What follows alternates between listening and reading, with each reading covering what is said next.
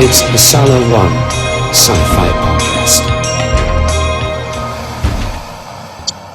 Well, hello. We are back with the Solar One Sci-Fi Podcast. This is Michael Ball. This is episode 223. Martin, unfortunately, is not available. Again, unfortunately, he's got lots of commitments. But my other faithful co-host is here to join with me, and that is Malcolm Patterson. Hello, Malcolm. How are you doing, matey? Hello. How are you doing? Good. We were just discussing before we hit record that we've just come across some news, some Doctor Who news. So we will talk about that in a second. But we thought that we wanted to talk about Alien Earth for quite a long time. But it's just that Martin hasn't seen the show yet. I think he's not quite so much into that sort of. He's more into sort of Marvel and sort of superheroes rather than the darker horror side. I've the impression I've got. I think he quite enjoyed what he's seen, but from what I understand, he's just so busy. He's doing all sorts of stuff for work. He's doing YouTube films and all sorts of stuff. So good luck with that. And I'm going to be doing all the CGI for it, so that should be interesting. So we'll have to talk about that once he's available. So how are things in your part of the world? Are you okay? Yeah, not too bad. Not too bad, to be fair. Yeah, nothing exciting apart. Obviously the clock's gone back now, so it's dark at 5 o'clock at night, which I loathe. I don't do winter, and I'm sort of just trying to get used to it. But before you know it, it'll be Halloween, and then it'll be just whiz on by to Christmas. So it's that sort of time of year when I think the weeks go really, really fast. So let's see how it goes. Just before we started the show or the recording, I did hear this news that you told me about as well. So I'm going to let you talk about it because you heard about it first. So tell me what you've heard. Okay, so it came up on my feed, so I went to the BBC website just to make sure it was actually true. Yep. But Disney have officially pulled the plug on Doctor Who now. Surprise. We knew they were going to be fair, but that's done, which has now allowed the BBC to move forward. They're basically committed. They've said, like, we are definitely, Doctor Who's going nowhere. We're definitely doing it. There will be a Christmas special in 2026, and then the show will continue. The only kind of downside to it all, unfortunately, is Russell T Davies will still be writing it. So while there will be a Christmas one, it will be a load of rubbish. Yeah, it'll be all woke, patronising, messaging bullshit again. I don't know about woke and patronising. I just think the storyline will be rubbish. The characters will be rubbish. It just won't be a good episode. I just thought. Honestly, I thought they've got to kick him out. Surely. I wonder. It makes you wonder what happened in the background. Whether the Disney said, well, "Look, if you get rid of Russell T Davies, we might continue," and they said no. All bad. Well, you're never going to hear all the full story. But I am very, very disappointed that he's coming back because I know you've never been big fan of New Who anyway. But I still think the first time around it was all right. I enjoyed it quite enough. But when he came back the second time, it was just a steaming pile of shit. Yeah, to be clear, the early ones in 2005, they weren't watchable. I enjoyed some of them, but my point is there were only maybe one or two really good episodes per season. Quite a lot of them were clunkers and skippers. Which are the ones from the first season? Which ones did you enjoy from the first season? So in season one, you've got The Empty Child and The Doctor Dances. Were really good. Most of the rest of the season was nonsense. Dalek could have been so good. What went wrong with Dalek is their inability to keep their fucking mouth shut. We knew beforehand. I think I might have said this before. We knew beforehand that the Daleks weren't going to be allowed. Terry Nation's estate had told them, fuck off. There were going to be no Daleks. Then they managed to pull in a coup. They should have kept that to themselves. If you look at that scene where Eccleston walks into the dark room and he's doing, oh, hello, who are you? And then the lights go, door, and all that. That Dalek reveal would have been the biggest fucking wow moment in Doctor Who since Adric fucking died. I agree. But they blew it. They basically, it was all over the Radio Times. The Daleks are back. They called the episode Dalek, and then they fucking previewed it in the previous episode. And then just to really show how shit they are, in the last half, the 2-part final for the season, they did the same thing. They had the Daleks appear at the end of the episode, when what they should have done was not have just not know. We got it in the preview that it was going to be Daleks. They should have just let it be. Oh fuck, they're back. Yeah.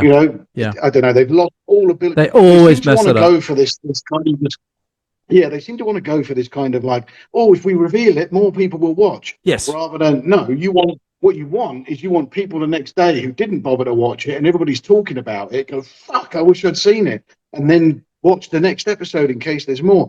Marvel have just done the same thing, with Robert Downey Jr. revealing that Robert Downey Jr. is Doctor Doom, hoping it will bring in the viewers. Yeah. Whereas what they should have done was made that a huge fucking reveal in the film as a reward for those who went who still waited for it to see. Yeah, exactly. So when the next film comes out, everyone rushes the cinema to see what fucking reveals and this and that. But they can't keep it in their pants. They've literally got to get their dick out and wave it in everyone's face. And now all that people do is wait for it to come out and torrent it. Yeah, unfortunately, Doctor Who's got a very small dick to wave as well. That's the problem, really. Yes. You know what I mean, it's a very I kind of got tired of people going, "Oh, it's the third most watched show on TV." I was like, "No, it's the third watched show. The two shit terrestrial TV channels that no fucker watches anyway. Nobody watches it. Being top dog of nothing still makes you nothing." And people going, "Oh, it's more than enough." No, it's not. It's a million fucking bits. Fuck all. There's 60 million people in this country, and a million are watching it. That's just shit ratings compared. Yeah, but I mean, TV terrestrial TV in any respect is dead anyway. I mean, it's I don't watch anything. The only thing I have watched on live TV was Doctor Who, and look what that happened this year. So, we've got the Land Between the Sky and the Sea, or whatever it is. That looks like a pile of shit, which is going to be the last thing, which is co-funded with Disney, which will be in the new year. And so they've got a whole year now to make one. Well, I'm not sure what happened with the subsequent season after the Christmas special, whether they're going to have to get a new Doctor, or obviously they will have to get a new Doctor. That's not going to be Billy Piper.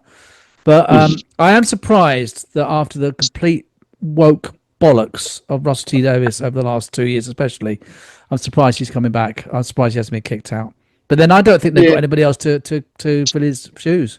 I don't even know how to watch the next Doctor Who, really, because I don't watch live TV anymore, except, like you say, except for Doctor Who. Yeah. Because I don't watch anymore, I've been my TV license. So now I do pay the TV license, but I can't watch it. I know lots of people. I'm not saying you do, but I know lots of people don't pay the TV license and do watch TV.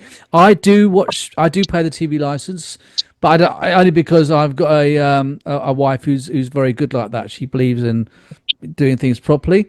But I know a lot of people who don't pay it, and it's not surprising.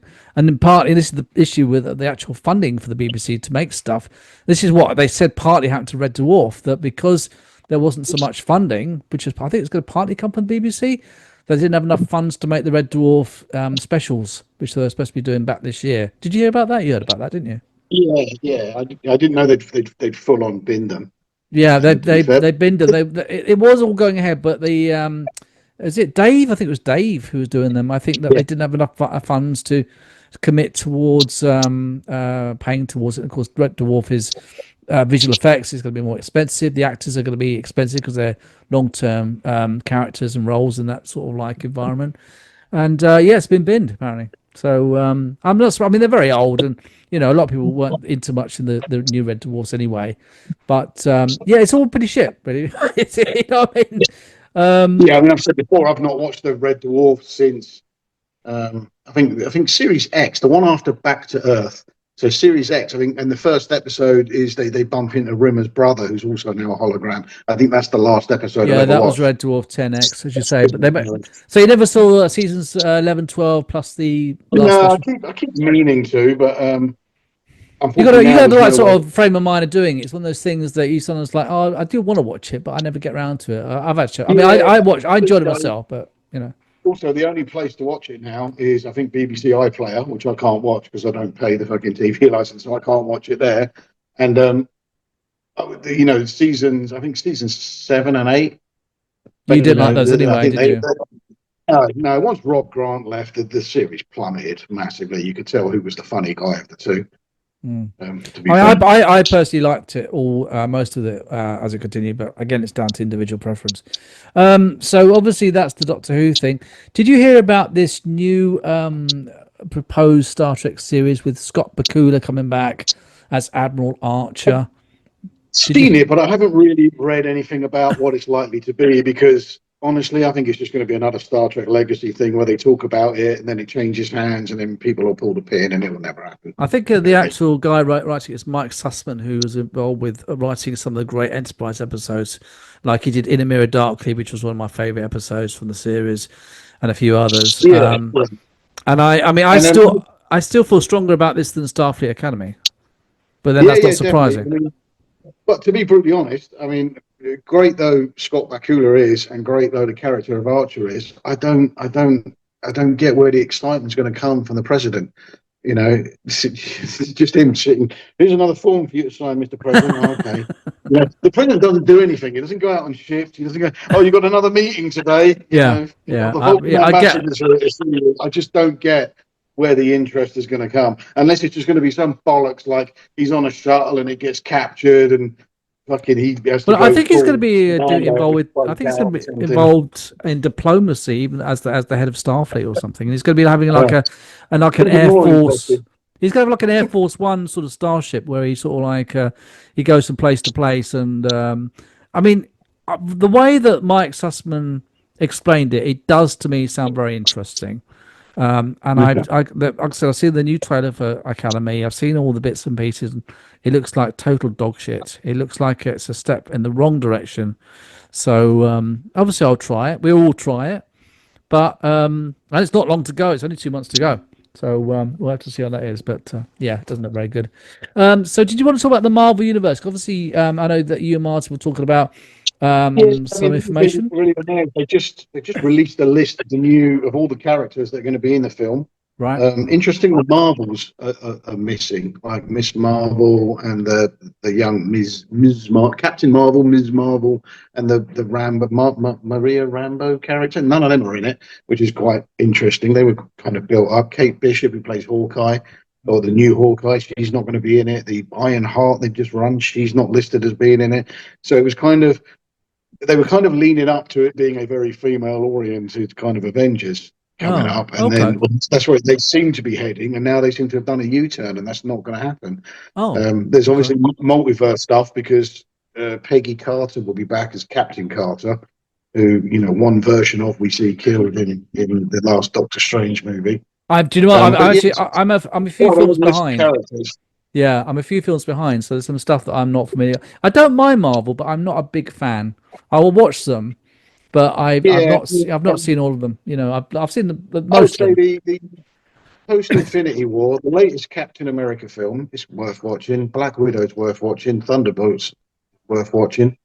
Okay. And maybe the third Spider-Man one. Other than that, they've all been fans, really. So we'll see how that goes. Another thing I saw interesting, I only watched it today, was that some of the actors behind the original Sliders have come back together. And they're trying to push for a new reboot, remake, continuation of Sliders with Cleveland Derricks. I can't remember the other two who play the main characters. Those three, and it was an interesting thing. They had some sort of Comic-Con or something they're at, and they were trying to push for it.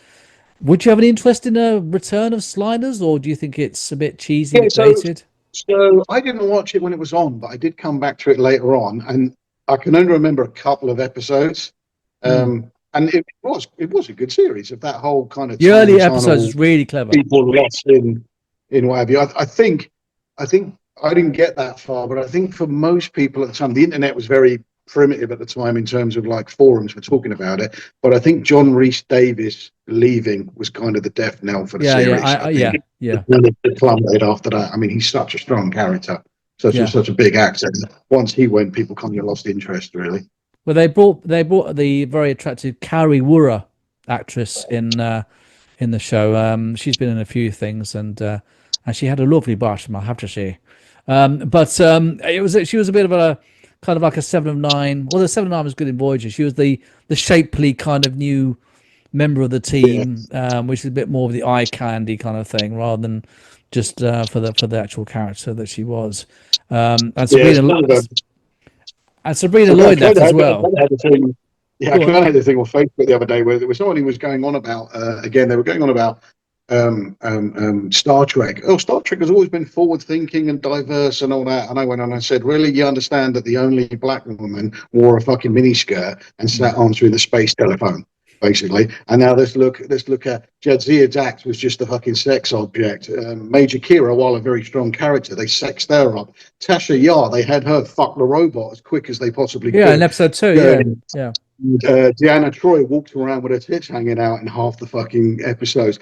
Jolene's Laylock. Jolene was introduced. Remember the shower scenes? Remember the shower scenes? Where they're like, 7 of 9 was introduced purely as a sex symbol. So all this, Star Trek's always been forwarded. And look at what the episode Justice. Look at what the men are wearing in that episode compared to the women. Go back to the original series Justice, Trek and look at what the women, what they're all being put in their uniforms, and tell me that wasn't the sexist show run by. I'm not complaining. I'm not complaining. I'm happy with that. I'm not. I'm rather than that sort of like. Rather than wearing sort of unflattering sort of costumes and stuff like that. And no, I'm happy with that. I'm no problem with that at all. Bring it on. That's great. All right. Any other news before we go on to our focus of the week? No, I've not really been doing much. I've been rewatching old episodes of Airwolf because 40 years. As you do. I still love that. I still think it's the greatest machine on the planet, even though it's dated as hell now. Doesn't matter. That's all good. Doesn't matter. That's what I really do now is rewatch old programs because the newer stuff I can't do it anymore. I'm fed up with all the woke. It's such a shame that I'm the same. I've been watching old movies. I watched the old war movie, The Eagle Has Landed, the other day, and I haven't seen it for years. I really enjoyed it, and the pacing's slow. It's still really, really good, it's I just don't. The most stuff I watch is older stuff. There's not a lot of contemporary stuff I watch. I'm rewatching Breaking Bad for about the third time. I love that. Even that's 15 years old when that finished. So it's not new stuff. On my rotation, give it another watch. Yeah, and so it's like the new. I've mentioned this before. The Office spin-off, The Paper. I watched 8 episodes of 10, and it's not very funny. It's not very funny. I watched the first one, and I can't. I'm trying to stick with it. No, yeah. But oddly enough, a lot of people, when it came out, a lot of people were like, "Oh, you'll never recapture the magic." And I did say, but you understand, Greg Daniels, The Office is not the only thing he's ever done. He did Parks and Recreation, which is quite funny. It's almost as good. It's not as good as The Office, but it's almost as good. It's a similar sort of thing. Then he did another kind of sci-fi thing, which I never finished watching, but it's a great idea, and it was quite funny, called Upload. Okay. Where a guy is basically, when people die, if you've got enough money, they can upload you into a kind of a virtual space. And this guy I think he gets shot or something. I can't remember the first episode, but his rich girlfriend has him. And the scene, I won't tell you what happens in case you watch it. The scene where you get uploaded into the thing was so funny. But yeah, he ends up stuck in this thing where he doesn't really want to be. And all that. It just is. I won't tell any more because you really need to watch it to get. Yeah, all right. I can't explain it to you. Okay, yeah, you'll spoil it for me. Okay. Well, I mean, the guy is a funny guy. Yeah. But it's just so weird that most shows I don't watch a contemporary. I watch Fallout, I watch Silo. I'm trying to think of what other contemporary shows I've been watching recently. Not a lot. There's a few more. I still want to see the next season of For All Mankind, which I've not seen the most recent season, and I do quite like that. Yeah, I don't know. It's just better to chuck on an old Airwolf or Chips or all these. I love American 80s sort of cop shows and action series and Knight Rider, and I love it. I've actually been with Mrs. We never watched it the first time. I've been watching quite a lot of CSI. I never saw it. We do like a crime show, but it is that kind of nonsense of you're supposed to believe, like when Criminal Minds was, those actual profilers sit in an office and send emails out to police officers. They don't go and investigate crimes. It's the same with CSI. These guys just go and take photographs and do DNA swabs. They don't go interviewing people and being there for the arrest. That's not what happens, but they are fairly entertaining shows, to be fair. Yeah, no, brilliant. All right, matey. Well, let's go into our focus of the week. So this is quite an interesting one, and I want to get your perspective. So here we go. It's the Solar Sci-Fi Focus of the Week.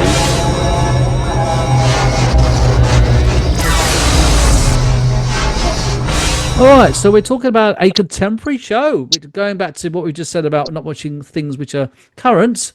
We have both watched a current series this year, only finished about, what, a month ago? And that is, of course, Alien Earth. Now, of course, we both checked out Alien Earth because we've both seen pretty much all of the Alien franchise. I know I have. I think you've seen, from what I gather, most of it. And you're would you consider yourself quite a fan of the Alien franchise or indifferent? Let's see about that Yeah, first. How do yeah, you take it? yeah. I quite think the original Alien film is different than any of them. I mean, that's It's my basically favorite of the whole thing. just a claustrophobic Yeah. horror movie slasher thing. You know, Aliens, which was the next best film, is a proper full on action film. Yeah. You know, now we get loads of the Xenos and all that, but it's not the horror film the first one was. They tried to redo the horror film with the third one, and it failed miserably. And then, although that's getting a lot of love now, I've seen in the forums. It's very, People are very saying different. that film Yeah. could have been better. Yeah, much as Star Trek 3 did recently. I It's love now Star getting Trek a lot 3. of I've love. always loved Star Trek 3. I quite like it, but let's not go off on a tangent. And then Star Trek 4 was absolute shit. And I mean, Joss Whedon knew it was going to be shit. He knew they'd made so many changes to it that he had his name taken off the film. So that tells you when the person who wrote it doesn't want his name on it. You mean because he knows Alien? they fucked up with it. So you mean Yeah, Alien Resurrection. Yeah, What did sorry, I you say? said Star Trek 4. Sorry, it threw me for a second. Yeah. Oh, sorry. Yeah, No, it's Alien all right. Resurrection. Yeah, they took his name off. Yeah. I didn't mind. I didn't but mind obviously that the film. AV I didn't mind that one. No, well, I'm not a massive fan of it. The AVP films are shit, nothing to do with the universe either. Yeah. It's just a cash in from the comics. And then we had Covenant and Prometheus. And they're quite interesting that people are voicing them quite a lot about how they fit into the new one. Mm. And Noah Hawley said at the very beginning that Alien Earth ignores those two films because Ridley Scott, certainly when Prometheus came out, Ridley Scott said it was not a prequel to Alien. He said it was like a side call or something. A side sort of, yeah. Yeah. He said it's kind of the same universe ish. But even he said those. I think he went more that way with Covenant, but I think he still went with they are not part of the franchise, or they could be. And Noel Hawley said this ignore those two films. This is in essence the first entrance into it. This is Wayland Yutani 76 years ago sent these ships out looking for a lot of people are kind of watching saying, oh, they've gone out looking for the alien. No, they didn't. They went out looking. Watch the show. They tell you they went out looking for anything that could be used as a biological weapon and came back. These five things. One of them is the xenomorph. Yeah, but if you don't pick up on that, that's very obvious. That was what it was all about. But as you say, some people didn't realise that. On forums are going like, oh, I don't, they've gone out. I don't get how they went out to go and do this, but so they're hating on something when they haven't even paid attention or watched closely enough to know what's going on. Which is really stupid. So do you think then that Prometheus and Covenant are a proper separate thing, the same as Alien versus Predators, like a completely separate thing? I mean, I know people might jump in and say like, well, no, we don't know, they definitely are now. But I definitely remember Ridley Scott at the time that Prometheus came out. He was adamant that it was not a prequel to Alien. He said it was set in a similar, I'm sure sidequel or something like that was the word he used. It was, it was that's interesting. Universe, yeah. Yeah, which is why the alien looks different. There were no eggs in it. Although apart from the engineer and the engineer ship, that was it. Then when Covenant came along, obviously he binned the engineers immediately, and then had David develop the xenomorphs more into what we know them to be. The ones we're familiar with. Yeah. It's interesting. Yeah. But I'm not entirely sure what year the Wayland launches in Prometheus. I don't know what year it's set in. Wasn't it like the 20? Wasn't it like 2077 or something like that? That seems to be coming up. I'm sure it fits in, even with the timeline we've seen here. I'd have to look. Because I kind of remembered him saying that Noah Hawley saying that he was going to ignore those two films. I never really bothered to look into it. I know his series is set 2 years before the Alien film. Mm-hmm. And he has said if he gets the full 5 seasons that he's planned on, it will lead up to the Alien. It would actually probably link together. Okay. Is when the Nostromo have. And there is a thing: are Nostromo sent specifically to that planet? I don't think they ever were. I think Ash has just been, Ash was put on board because if they pick up this signal, they've obviously, since the events of Alien Earth, they have been adamant, balls out, to get another one of these Xenos. And like I said to you before, in our text talking, they clearly think they can control one. And Wendy must be the reason. I know a lot of people hate this. Oh, they turned it into a pet. Which, to be fair, if you ever read the comics, that was a very common theme. People who were controlling them. I'm not bothered about it. I'm okay about it. But Weyland-Yutani are they're so desperate to get one for the bioweapons division. They must think they can control it, and Wendy must be the reason they think they can control it, and why they're only ever interested in the Xenomorph now and not the other 4 that they brought back. Yeah. So that must be what they've done. So I think Ash has been put on board the Nostromo in case they pick up the signal. When this is how I saw it way back when I saw Alien. Nostromo happens to just pick up a signal. It just picks up a signal and it gets and then it's his job to get that Xenomorph onto the plane and get it back and make sure they don't fuck it up. Yeah, I mean, that's so what you're saying is that he was aware of the fact that there's these sort of life forms out there. They pick up a signal which he recognizes probably as in respect of the engineer ship. Yeah. Mother's the one who recognizes the signal. And she recognizes an engineer ship, which is obviously the signal, which they would have probably had experience of that before. So, I mean, in the new series, we didn't see an engineer ship, did we? But they'd already had the things on board from various different planets. To be fair, I mean, that one episode they did on the ship, that would be quite a good episode. Is seeing them. You probably get 2 or 3 seasons of them collecting it, because when the guy says, I think Morrow says a lot of good people died to secure these. I don't think he's talking about the 5 or 6 people we see. No, people in the past. About people in the past, a lot of people in the past that capturing them, like, because they knew how the Xenomorph worked. And why they kind of knew. I mean, do you think it might have been of benefit if they'd have actually done it more in a linear direction, where they started off as a team, going from various planets, discovering the 5 different alien elements, rather than having them already on board, already in labs, already being examined? I think they missed the trick. I don't know whether it would have been better. I don't know whether this would have been even less well received. Yeah, it's been a bit mixed bag with reactions to the show. Yeah. I think the people that, as I've said to a lot of people on forums and those who are just hating it, have really dumb reasons for hating it. It's mostly because they either didn't understand it, don't get what they're being told, or they're just people that were going to hate it no matter what. Whatever it is. Just stick to watching Alien, because everything else they're going to do you're not going to enjoy. So you might as well just stick with Alien and Aliens. To be fair. It's interesting, because I've never been a fan of hate channels, and a lot of the thing is, hate channels on YouTube, they get a lot of viewers. For some reason, it's the angry boy and talk about this. It really does pull people in. But all the things I follow, and us as well, we're not going to hate something just to hate it. We're going to give a balanced view. If it's shit, we all agree on it. It's probably going to be shit.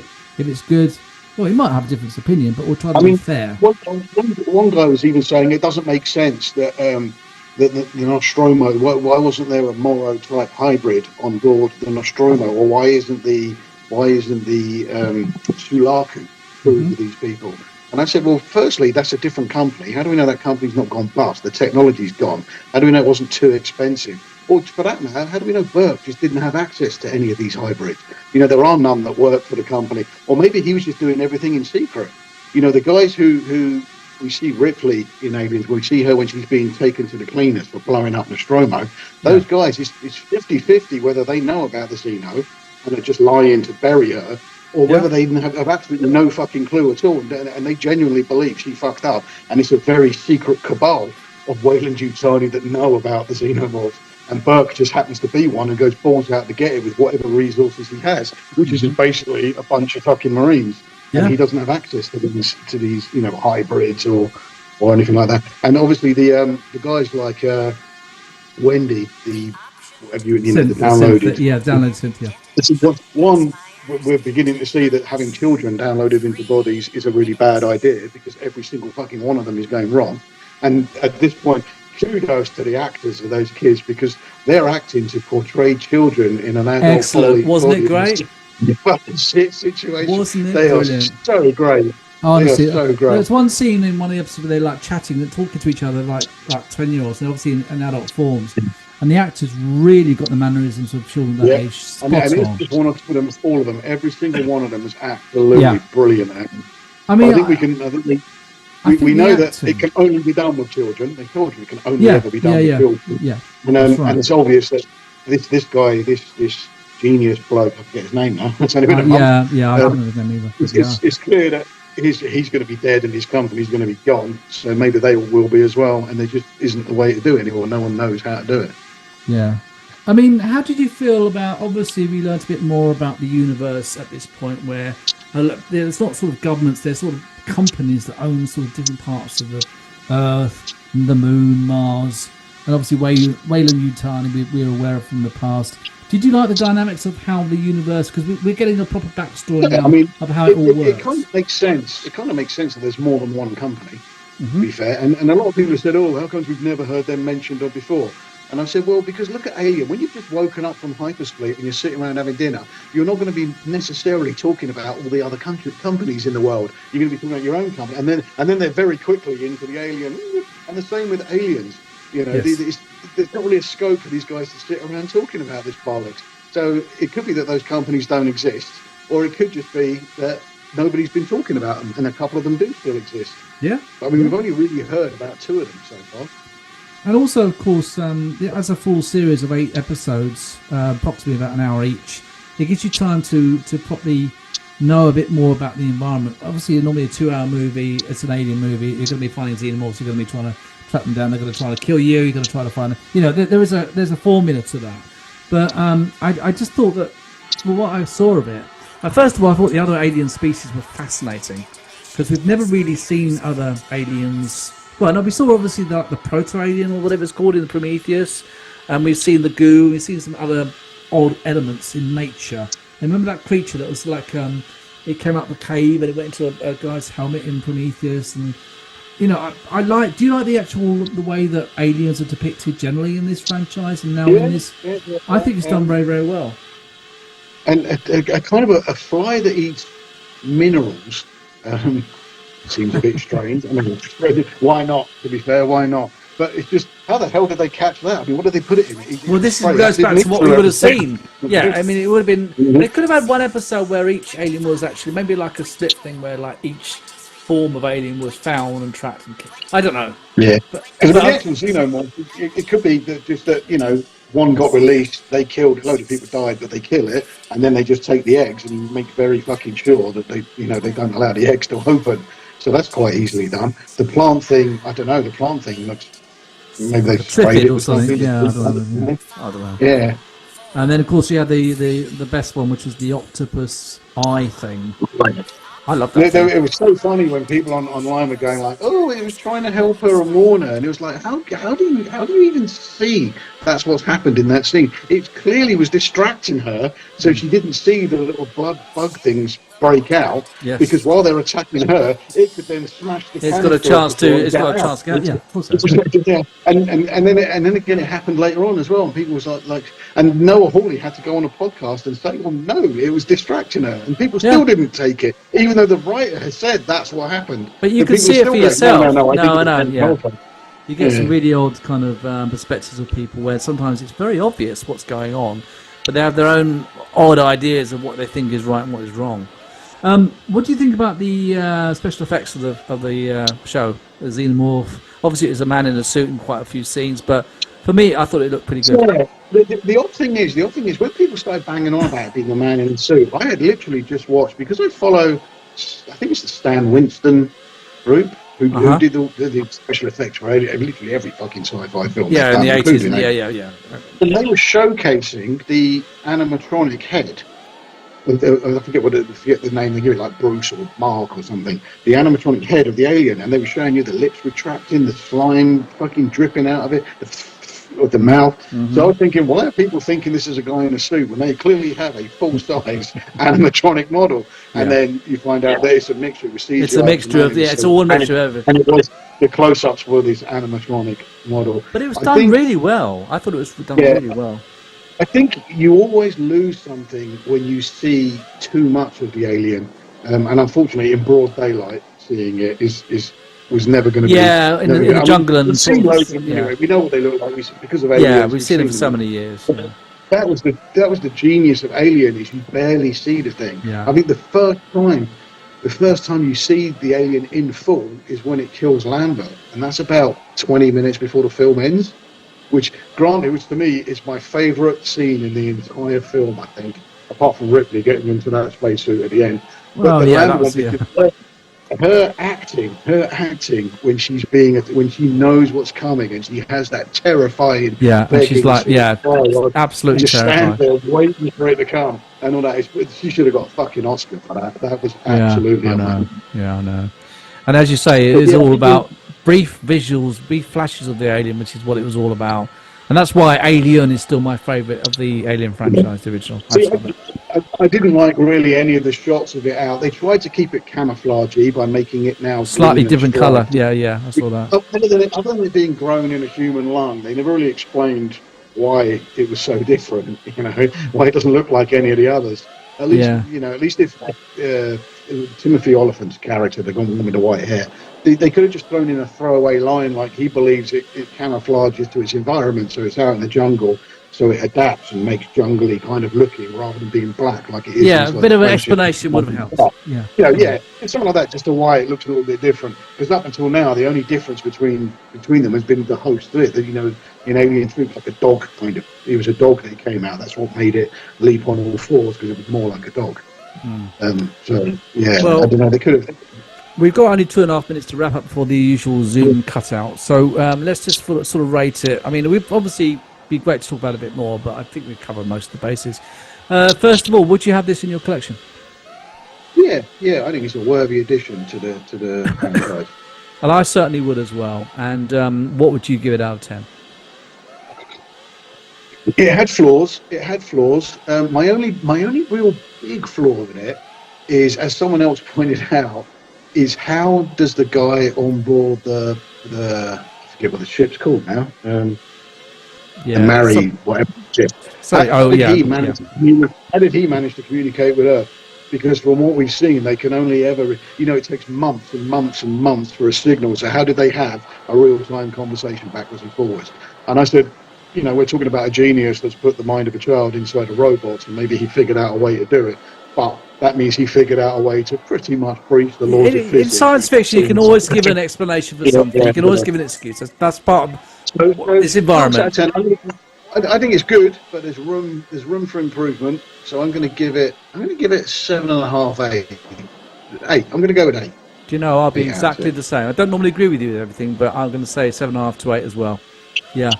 I'll say 7.7 to compromise. I thought it's, I'm looking forward to the second season already. Yeah, I hope it gets another season. It's not been renewed for a new season yet, but hopefully it will, and hopefully he'll get his run, and he will take it all the way as long as he wants. They'll keep realizing. Stop listening to the people that are hate. Understand that the most vocal haters on social network are people that hate for the sake of hating. They don't care what the things are like. All they want to do is flag something off. Because, like you say, they get the angry share, the angry view, the angry... That's it. Nobody buys a newspaper. We're going to have to sign off because we've got literally about 30 seconds left. But it was a good one. Malcolm, thank you very much. We'll be back next time. I'm not sure what we're going to review next, but we'll let you know when we decide in the next couple of weeks. So, Malcolm, thank you very much. And we'll see you next time on the Solo One Sci-Fi podcast. Thanks, guys. Bye.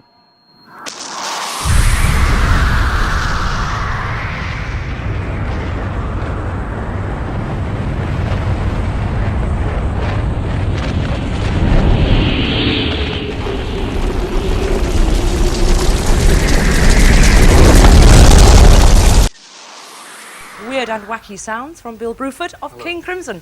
Hello.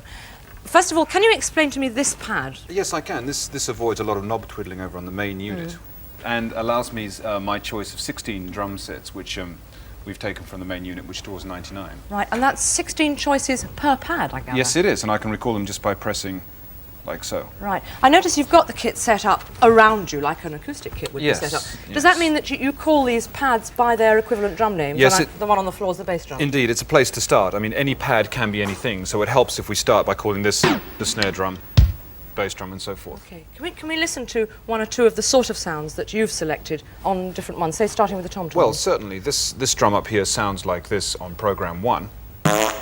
Then, of course, it might sound if we take 14, which is more or less at random.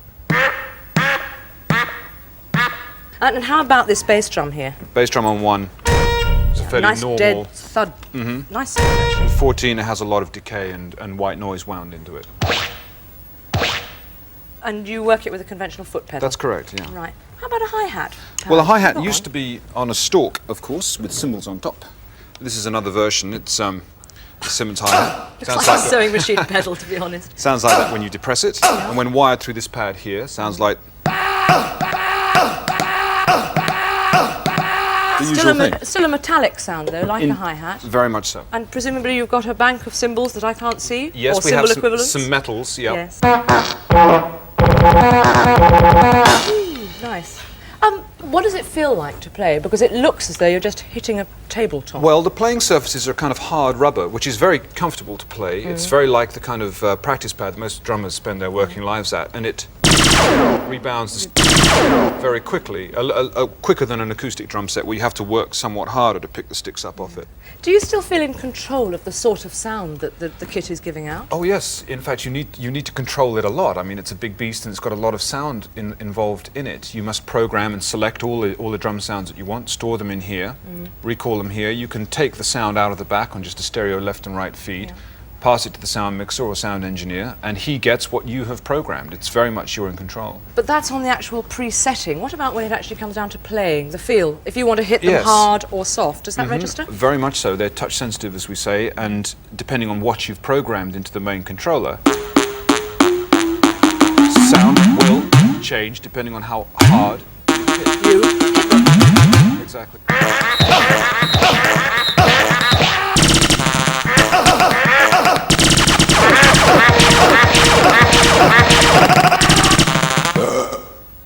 Thanks, Bill. Pleasure. Mac.